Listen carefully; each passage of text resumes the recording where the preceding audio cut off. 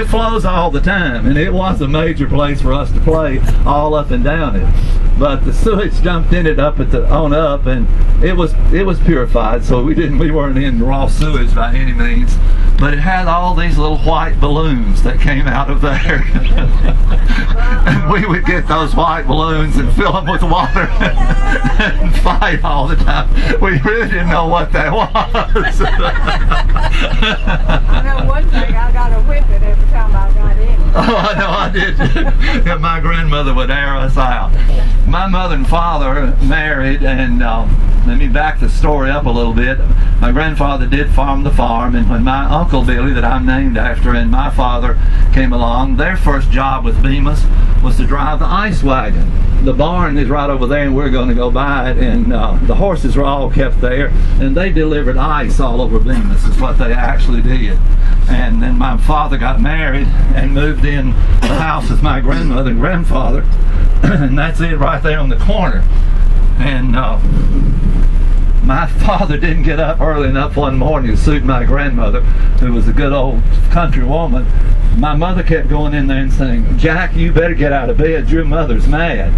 And so my grandmother whipped all of us with a razor strap, and so she just goes by the bathroom and gets the razor strap and throws the cover off of him and of course lets him have it. And he jumps up out of the bed and he said, "You can't whip me, I'm married."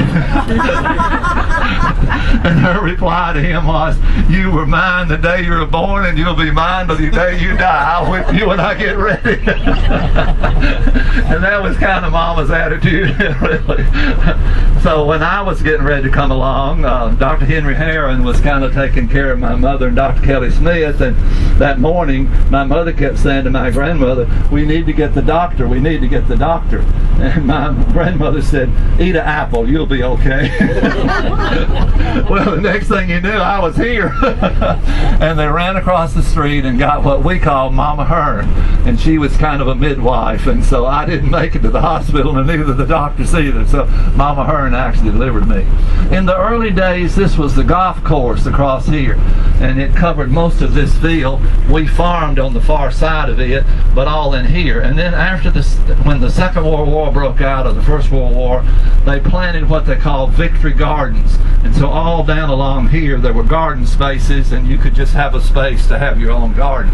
And then in the wood line over there, there were pig pens, and you could raise your own pigs. And each of these houses have what we call a slop bucket in behind it that's in the ground, buried in the ground with a lid on it. And you had a guy who came along all the time and each day and pick up that, of course, to feed the pigs. And you chose whether or not you had pigs or not. This is the last part of the town that was built, and I didn't realize this till all of June's study. They couldn't rent all of the houses. They really overbuilt houses, and especially on this street. And what they did is the telephone company, AT&T, rented these houses for their workers, and I really wasn't aware that anybody ever lived in a house that didn't work for Bemis. They charged rent on the houses, but it was based on the number of rooms you had in the house. You paid so much for a room, and of course the rent was $4 a week, $3 a week, something like that was the basic rent for these houses. But they were built much later in the 20s, actually. Many of them they divided into duplexes like you see these. Of course, you know that all the houses have been sold, and they sold the houses to the people that are in them, and they sold them per room. So they actually paid, most of these were dirt cheap. About $4,000 would value one of these houses when they actually sold them. So